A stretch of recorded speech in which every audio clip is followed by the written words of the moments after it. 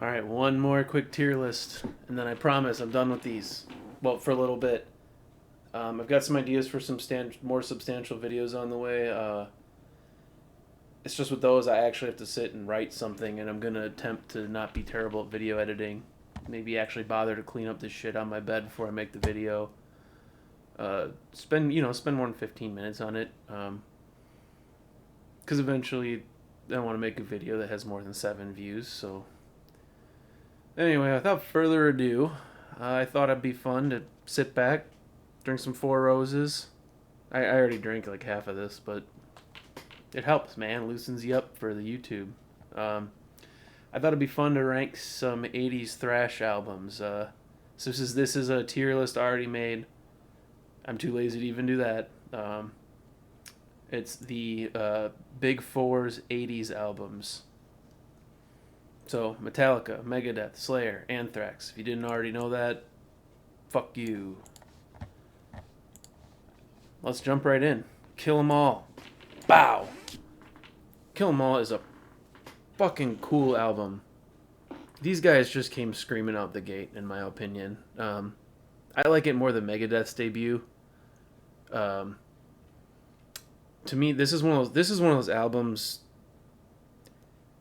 If you know someone who likes like 80's punk music and doesn't know much about metal, or I guess it's 2020. I guess I don't know who the hell I'm talking about. But if I was trying to get someone into metal, I'd show them the Black Album. I'd show them Puppets. And if they're still not into it and they start telling me, no, I'm more like classic rock, then I'd show them this. Kill 'Em All is just really good. It's got this cool garage band feel. You could just a youthful energy coursing through it. It's only got like a few iffy songs. Most of it's awesome. It's got a fucking long bass solo right in the middle. Like, come on, what more do you want? It's really good. Then, as for Puppets and Ride the Lightning, I'm not really going to talk about these much, because there's nothing left to be said on the whole internet about these albums. They're thrash classics. They're what propelled Metallica right into the spotlight worldwide. For which one's better, I could make a whole video on that. I would say Master of Puppets has more filler, but the highs are higher, if that makes sense. There's no single song on Ride the Lightning as amazing as the title track of Master of Puppets. But vice versa, there's nothing as weak on Ride the Lightning as The Thing That Should Not Be, or even Leper Messiah. Ride the Lightning's more solid all the way through.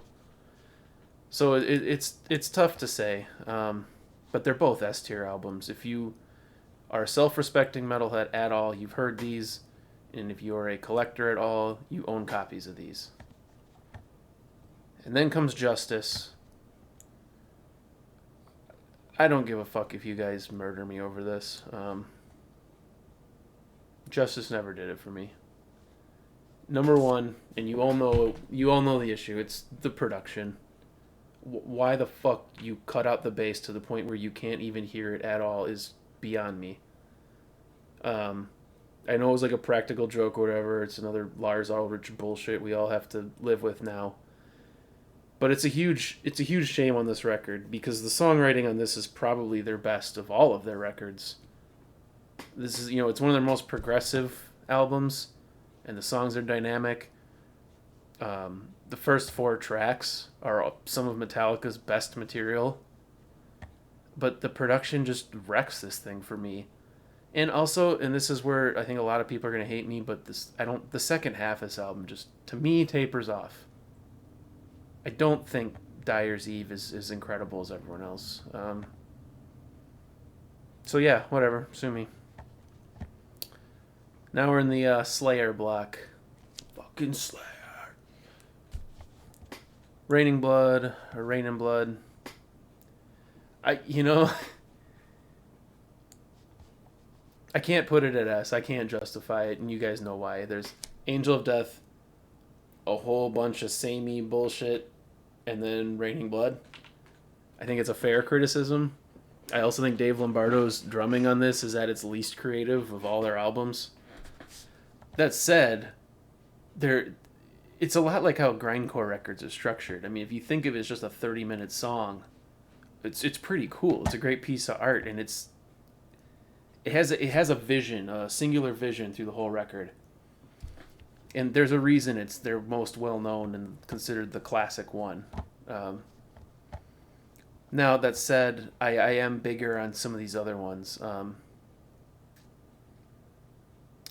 They don't have my favorite. That was made in the '90s, so it doesn't get count. Um, but we got South of Heaven on here. I would also put that at A for completely different reasons. It's funny. This came right after this, and it's a completely different record. Now this one I think has Dave Lombardo's best drumming of all Slayer. He's just knocking these songs out of the park. I think the riffs are the creepiest on this one. I like how it's slowed down. All the tunes are catchy. My biggest beef with it, honestly, is Tom Araya's voice on this one is. I don't like. I don't like singing Tom. I want screaming Tom, and I don't know if he was tired or it was a purposeful stylistic change, but some of these, especially "Sign of the Crooked Cross," his voice sounds weak as fuck. That's just me. Hell Awaits, I gotta throw a little lower. I'm doing it. I I want to like Hell Awaits. I do think it's a good album. I do listen to it a lot. But if you think about it, besides the song Hell Awaits, is any of this shit memorable? Like, are any of these songs they consistently play live anymore? Or I think this was a transitional record for them. It's in between Show No Mercy and Rain and Blood, and it's just not, for me. It's the worst of both of those worlds. I do love the title track. That intro is the best thing Kerry King ever contributed to the band, so it has that. And then Show No Mercy. I'm gonna put it here. I want to put it higher. I actually listen to this one the most, probably, but I'm aware I'm a weirdo for that. The song "The Antichrist" on here is one of my favorite Slayer songs. He hits all these cool high notes, like pre-Angel of Death shit. Torture! I can't do it, but yeah, this one's cool. But it's basically like fast, aggressive Iron Maiden. It's a very like new wave of British heavy metal album. They're not quite there yet. It's different than all their others. But I think it's really good. And now we're up to Megadeth. If you saw my other tier list, you already know it's there. Not gonna spend too much time talking about it. Peace Sells is the best record of this entire bunch.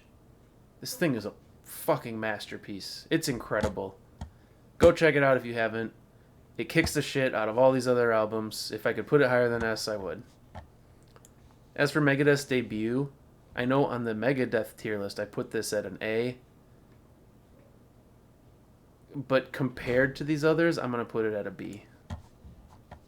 And then so far, we'll live right next to it. These are good, but they're not as good as these three. And then we're into Anthrax, and I'm going to piss a lot of people off here. We're going to go fast. Are you ready?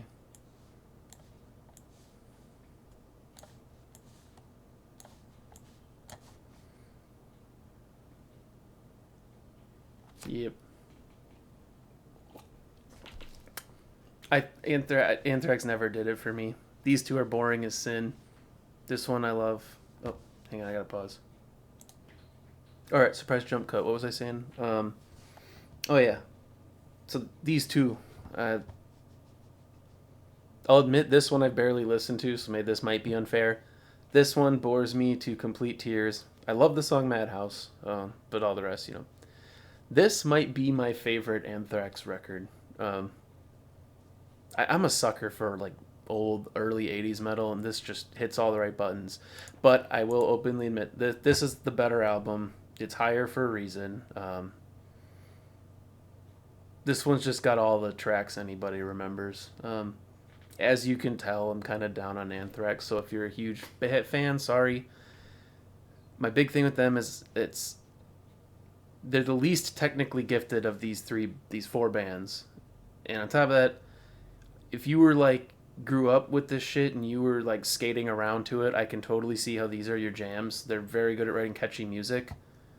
But I missed the train, and after listening to a whole bunch of Metallica, Megadeth, and Slayer, they just don't do it for me. They're the weakest of the big four.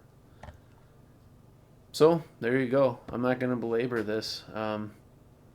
These three are absolute classics. These are my next favorites. This one, to any like magazine you see, is up here. So check out Rain and Blood as well. But admittedly, it's more like an A-tier album in my book. And then everything here is still really good and worth listening to if you're into metal, if you're into this shit already. And then these, to me, you could skip. And your life would be nonetheless. So that's it for me. Like I said, I'll make a... Let me puff up here. I'll make a real video soon and stop with this bullshit, and I will actually try and edit something. So stay tuned if you're one of the 7 people who have watched one of my videos so far. I'm just gonna keep making these like a delusional person, and hopefully eventually some double-digit views will come. So anyway, cheers. Stay heavy.